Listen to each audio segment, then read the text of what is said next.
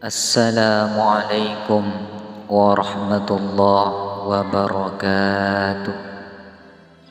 Bismillahirrahmanirrahim. Alhamdulillah. Allahumma salli ala sayyidina Muhammadin nabiyil habibil mahbubi wa ala alihi wa sahbihi wa sallim. Jemaah Tazkirul Qulub yang dirahmati Allah Subhanahu wa Ta'ala, pada kesempatan kali ini saya akan menyampaikan amalan seseorang yang dimintakan ampunan oleh malaikatnya Allah Subhanahu wa Ta'ala sampai hari kiamat, dan amalan seseorang yang dosa-dosanya diampuni oleh Allah Subhanahu wa Ta'ala, sebagaimana yang telah disebutkan di dalam kitab Lubabul Hadis lil Allamah Al-Fadil Jalaluddin bin Kamaluddin As-Suyuti rahimahullahu ta'ala pada halaman 8. Qala sallallahu alaihi wasallam, Nabi Muhammad sallallahu alaihi wasallam bersabda, man nadhara ila wajhil alim, barang siapa yang memandang wajah orang yang alim, nadhratan, sekali pandangan, fafariha biha, lalu orang tersebut merasa bahagia karena telah memandang wajah orang yang alim, khalaqallahu ta'ala min tilkan nadhrati malakan, maka Allah Subhanahu wa ta'ala menjadikan dari pandangan orang tersebut menjadikan sebuah malaikat, yastaghfiru lahu ila yaumil qiyamati, yang mana malaikat tersebut memintakan ampunan akan orang yang memandang wajah orang yang alim dengan perasaan bahagia, dimintakan ampunan kepada Allah Subhanahu wa ta'ala sampai hari kiamat. Jemaah Tazkirul Qulub yang dirahmati Allah Subhanahu wa ta'ala, ada seseorang yang dimintakan ampunan oleh para malaikat sampai pada hari kiamat, yaitu orang-orang yang memandang wajah orang yang alim dengan perasaan bahagia, lalu pandangan orang tersebut diciptakanlah oleh Allah Subhanahu wa ta'ala sebuah malaikat, yang mana malaikat tersebut memintakan ampunan kepada Allah Subhanahu wa ta'ala sampai hari kiamat,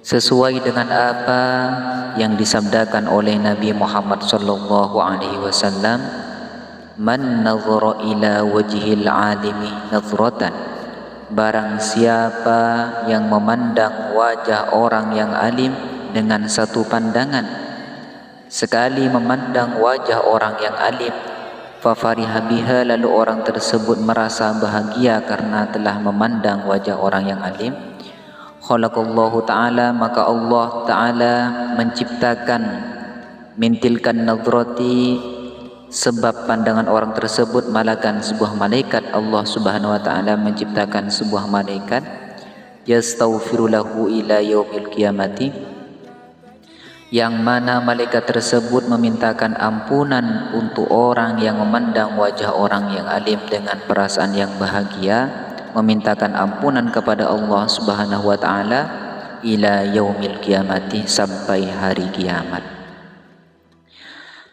Wa qala sallallahu alaihi wasallam, dan Nabi Muhammad sallallahu alaihi wasallam bersabda, akrimu al-ulama, akrimul ulama, muliakanlah ulama, fa innahum, karena sesungguhnya ulama, indallah, di sisi Allah Subhanahu wa ta'ala, qurama'u mukarramun, yaitu orang-orang yang mulia, mukarramun, yang dimuliakan.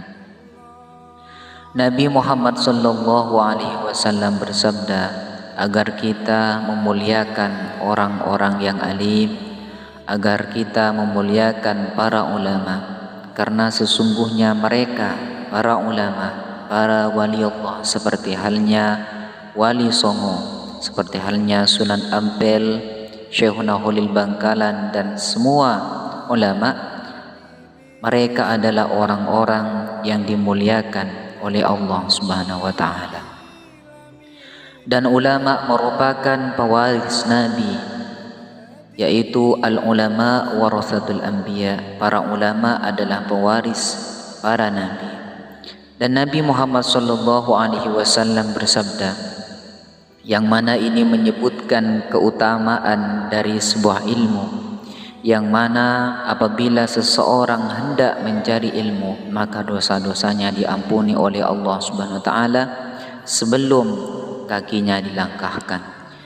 Seperti halnya yang disebutkan ataupun yang disabdakan oleh Nabi Muhammad sallallahu alaihi wasallam, man intaqala, barang siapa yang berpindah, yata'allamu ilman, karena hendak belajar sebuah ilmu, ghufira lahu qabla ayyahtuah, maka diampuni dosa orang tersebut qabla ayyahtuah, sebelum kakinya melangkah. Jemaah Tazkirul Qulub yang dirahmati Allah Subhanahu wa Ta'ala, bukan hanya ulamanya yang dimuliakan, akan tetapi mencari ilmu juga dimuliakan. Barang siapa yang hendak mencari ilmu, maka orang tersebut dosa-dosanya diampuni oleh Allah Subhanahu wa Ta'ala qabla ayyahtuah, sebelum kakinya melangkah.